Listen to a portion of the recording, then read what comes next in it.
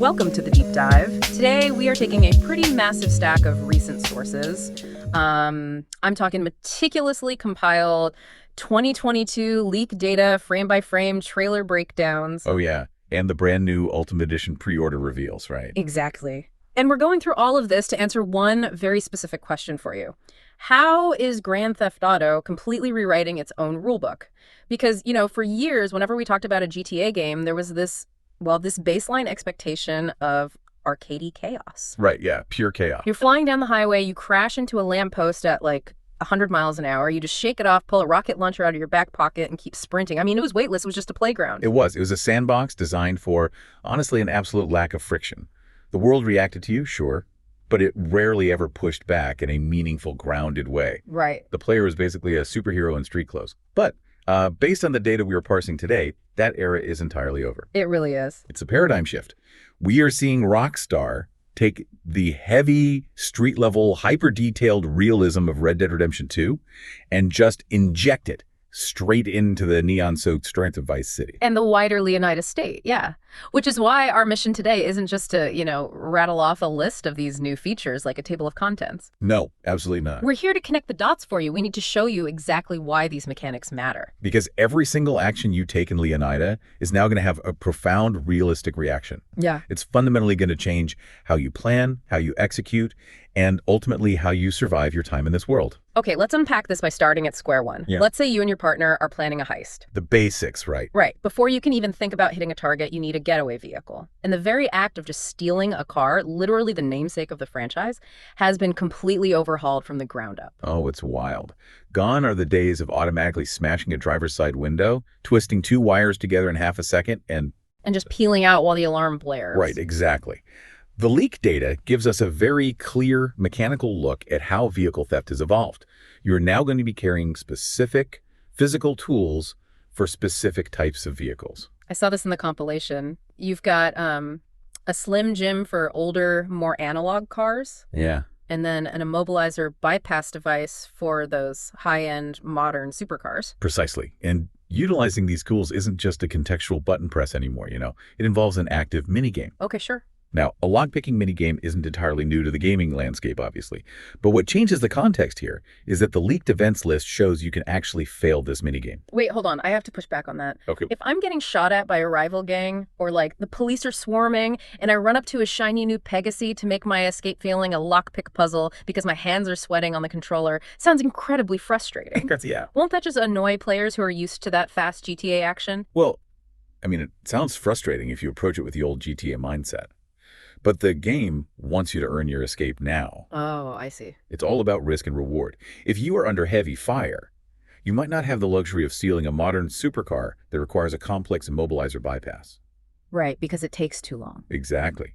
You might have to settle for the rusted-out sedan idling nearby because the Slim Jim minigame is faster and way more forgiving. That makes a lot of sense. You aren't just mashing a button to enter a vehicle anymore. You are committing to a process. It forces you to make split-second tactical decisions based on the tools you have and the time you can afford. Okay, I see what you mean. It turns a free ride into a high-stakes puzzle. And that commitment extends to what you do with the car once you finally have it right. Because the sources confirm that customization is entirely decentralized now. Yes, which is a huge shift.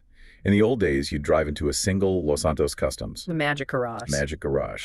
And they could miraculously paint your car, install bulletproof tires, and tune your engine all in one magical bay. But not anymore. If you want off-road mods for hitting the swamps, you actually have to physically drive out to a specific shop, like One-Eyed Willie's. Right. Or if you want detailed interiors, exquisite rims, and those wild donk stylings that the Ultimate Edition just revealed, you have to take your car over to Ride Out Customs. Yeah, completely different locations. And actually, wait, before we move on, clarify that for the listener.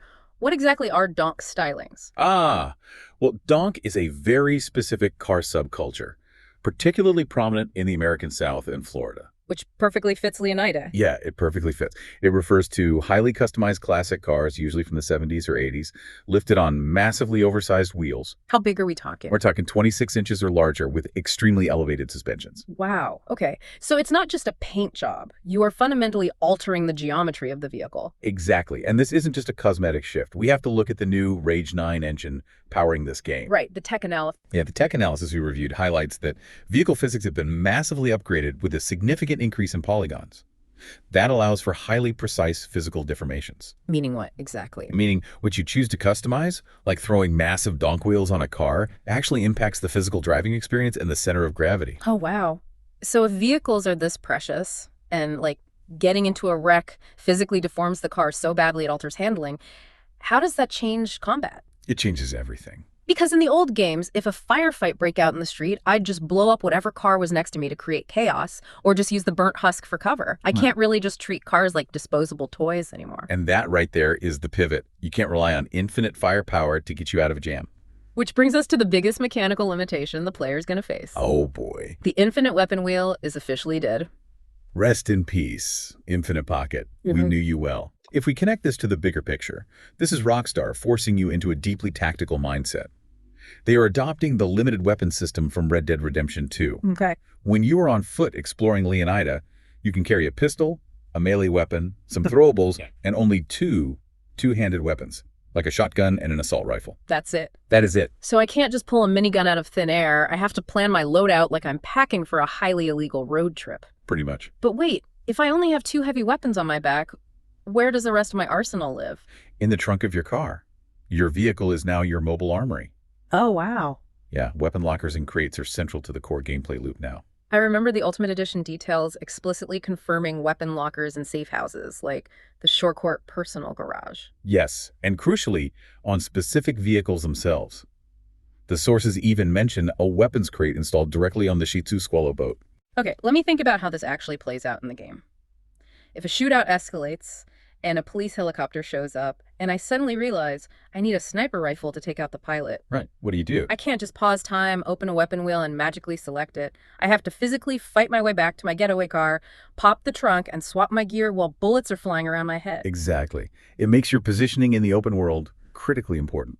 If you stray too far from your customized getaway car, you are stranded with whatever you happen to have in your hands. That is legitimately terrifying. But to help you manage this extreme limitation, Rockstar is introducing what appears to be a brilliant solution: dual protagonist control. Oh, this is a massive evolution of squad mechanics.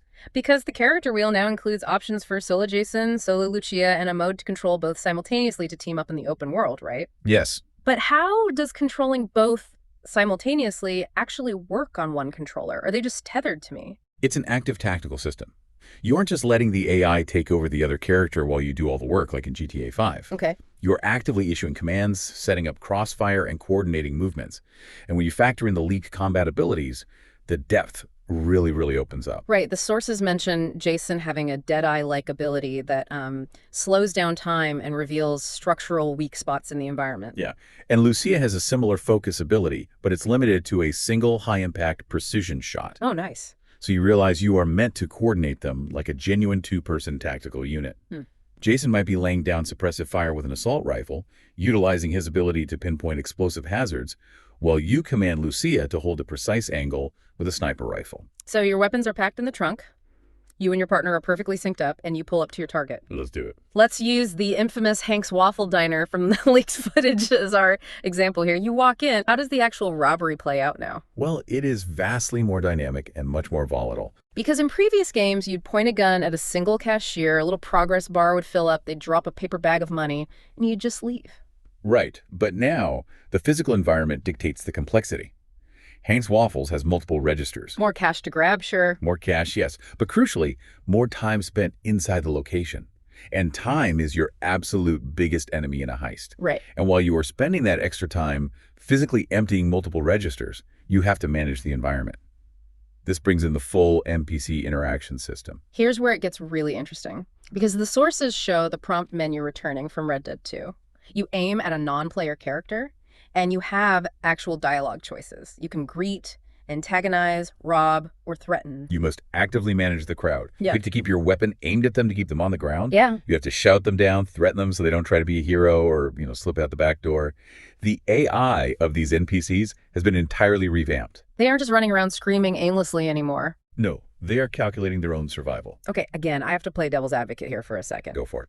Doesn't that run the risk of just becoming tedious? GTA players are used to lightning-fast action. Forcing me to play hostage negotiator and babysit a diner full of people eating waffles while some hidden timer ticks down, it sounds like it could be a chore. It's not a hidden timer, though. It's a living ecosystem. How so? The tension doesn't come from a clock on the screen.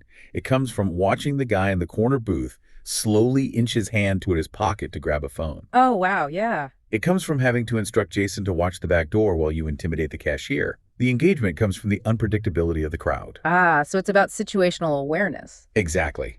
And if someone does try to be a hero, or if you need to take out a security guard quietly before the robbery even begins, there is a massive upgrade to the stealth gameplay. You can finally pick up and carry bodies. Yes. This changes everything for stealth. In the older games, if you knocked someone out, their body was essentially glued to the floor. Pretty much. If a guard walked by on a patrol route and saw a toe sticking out, the alarm was instantly tripped. Now, the sources explicitly note you can pick up a body to hide it in a dumpster or a dark room. Right, and we really have to factor in the new gore and dismemberment system that is reportedly built off the Red Dead 2 framework. Okay, yeah. The physical presence of a body in the game world is heavier and more consequential than ever. Carrying a body is going to be slow and cumbersome. Because it's dead weight. Exactly. You have to clean up your messes if you want to stay off the radar, but it's going to cost you precious time. Okay, so speaking of messy, let's say the robbery goes sideways. Despite your best efforts, one of the civilians in the diner slips out the back door and makes a run for it. It happens. What happens next? Because from what I'm reading, the police system has evolved from a simple arcade game into an absolute terrifying manhunt. It really has. The legacy system relied on a sort of psychic police force. Yeah, you could commit a crime in the middle of the desert with nobody around, and suddenly you have 2 stars and a squad car is barreling over a sand dune. Right. Well, that hive-hind response is totally gone. Thank goodness for that. Now, a witness must physically see the crime, and then they actually have to report it. So you have a window of opportunity to intercept that witness before they reach the authorities or make the call. Exactly. But if they do make the call, things escalate in a highly realistic way. How does the game actually communicate that to the player, though? Am I constantly checking my license plates, or does the game physically show cops scanning cars? It communicates the stakes through incredibly tense HUD prompts. If you don't cover your face with a mask before you walk into Hank's Waffles, the game flashes a prompt that warns you the police have a full description of you. Wow. Meaning simply hiding in an alley until a timer ticks down isn't going to work anymore.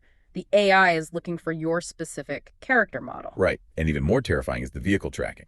Oh yeah, the car. If a witness sees you drive away, you get a prompt that says, any vehicle you're seen entering becomes known to the law. Think about the tactical implications of that. If you rob a place, run out, and the cops spot you getting into that highly customized ride-out customs car you spent an hour modifying and thousands of dollars on, That car is burned. it is known to the law. Yes. If you manage to lose them in a chase, but you keep driving that same car down Ocean Drive 10 minutes later, a passing patrol car's cone of vision is going to lock onto you. Because they recognize it. They will recognize the plates and the description, and the chase is instantly back on. You literally paint a target on your own ride. It forces you to think like a career criminal. What's fascinating here is that the game punishes the run-and-gun mentality of GTA 5. If you switch cars in an alley unseen, the cops are looking for a ghost. But if you do it in broad daylight, you just threw away your advantage. But what if you mess up? What if the heat gets too intense and you are completely cornered? Well, the legendary 6-star wanted level returns. We haven't seen a 6-star level in a while, and given how aggressive the new AI is, reaching 6 stars will likely summon a severe military level response. But there's a catch here, right? A way out that doesn't involve dying in a hail of bullets and losing half your bank account? Yes, drawing again from Red Dead 2, you have the option to physically walk up to an officer and surrender to the cops. You can just give up. You can put your hands up, get arrested, and take a calculated financial and weapon loss penalty rather than dying. Because dying means losing potentially much more or completely failing a crucial multi-step mission objective. So it gives you agency over how your failure plays out. It's a strategic choice. Exactly. That is fascinating. So once you've mastered diners, figured out how to launder your cars, and evaded the 6-star heat, you are going to be ready for what looks like the new endgame side activities. Well, this is the big leagues. Right. The sources are calling them raiding gang compounds. This is a fantastic addition. The documentation specifically introduces locations like PTT Young's illegal goods store. And these aren't just simple pop-up shootouts. These are heavily fortified locations requiring you to infiltrate, systematically take out the occupying gang, and physically escape with all the loot you can carry. And it sounds like this is where the new stealth mechanics really shine. We talked about moving bottles, but the security cameras have been totally revamped too. Well, massively. In GTA 5, if a camera spotted your toe for half a second, every single enemy on the map instantly had a psychic tracker on your exact location. They all just swarmed you simultaneously. Yeah, well, that hive mind AI is a thing of the past. Under the new system, if you are spotted by a camera or if you make a localized noise, the AI reacts realistically. Meaning they don't all know where you are? Right, the camera won't alert the entire base. Instead, it will send a single guard or maybe a small localized patrol to investigate your last known location. So what this means for you, the player, is that you can actually use the security cameras to manipulate your enemies. You can purposely let a camera spot you, quickly relocate, and use that as bait to pull a heavy guard out of a fortified room and straight into a trap. Exactly. It takes a mechanic that used to be a frustrating stealth fail state and turns it into a brilliant tactical advantage. It heavily empowers the player. And to support that close quarters tactical gameplay in these compounds, they've added new combat mechanics, like shoulder switching aim assist. Wait, I saw a note on this in the leak. The term used was to slice the pie safely. What does that actually mean? You mean like gradually inching around a corner to expose your line of sight incrementally? That's exactly it. Slicing the pie is a tactical term for moving in a semicircle around a corner or doorway, so you only expose yourself to a tiny slice of the room at a time. In previous games, the camera was rigidly locked, making it hard to peek corners without stepping entirely into the open. Now, seamlessly switching which shoulder your camera looks over allows you to clear rooms in PTT Young's compound safely, without exposing your whole body to enemy fire. It really paints a picture of a game that wants you to slow down, to think, to plan, and to execute with precision. Which really brings us back to the core premise of this deep dive. It does. We are looking at a fundamental shift for the franchise. GTA 6 is trading the weightless, consequence-free chaos for something deeply grounded.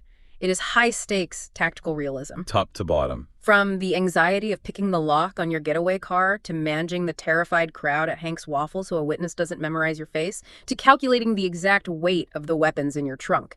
Every single choice has weight. And speaking of weight, there's one final detail buried in these sources that I think ties this entire philosophy together perfectly. And it's something I really want you, the listener, to mull over. Oh, I know exactly what you're going to bring up. The physical systems. Yes. The sources confirm that the dynamic physical systems from Red Dead 2 are returning and evolving. Jason and Lucia's bodies will physically change over time based on your actions. It's so cool. They will gain or lose weight based on their diet. Their hair will dynamically grow out over weeks of in-game time, forcing you to visit salons if you want to maintain a specific look. We even see notes on a physically simulated sweat system based on exertion and the intense Leonida heat. The detail is insane. But let's dig into the broader implication here. Because it's one thing to say, oh, cool, my hair grows. But if we connect this to everything we just talked about, the psychological reality of this gameplay loop is massive. Think about the toll it takes on them. Yeah. If every crime has a severe consequence, if witnesses are actively hunting you, if the police are remembering your vehicles and tracking your specific face, the stress on these characters is going to be immense. Right. Imagine you just barely survived a 6-star manhunt. You had to ditch your custom car, you lost your heavy weapons because they were in the trunk, and now you are hiding out in a cheap motel. Yeah. You're eating fast food from a vending machine just to heal your health core, which means Jason is physically gaining weight. And you are terrified to step outside because the police have a full description of you, so your hair is growing wild. Oh, man. You are drenched in dynamically simulated sweat because you just sprinted 10 blocks through the Vice City humidity to escape a patrol car. The physical stress of survival maps directly onto your character's body. It fundamentally changes your relationship with the protagonist. You aren't just piloting a pristine action figure anymore. You are managing a human being under incredible duress. Exactly. In a world where even your meticulously customized getaway car can betray you to the law, and where every mistake leaves a physical mark on your character, you really have to wonder, as you progress through this massive, sprawling story, will you be playing the game, or will the game be wearing you down? I have to get a haircut so the cops don't recognize me while sweating through my shirt because I had to sprint away from a diner robbery gone wrong.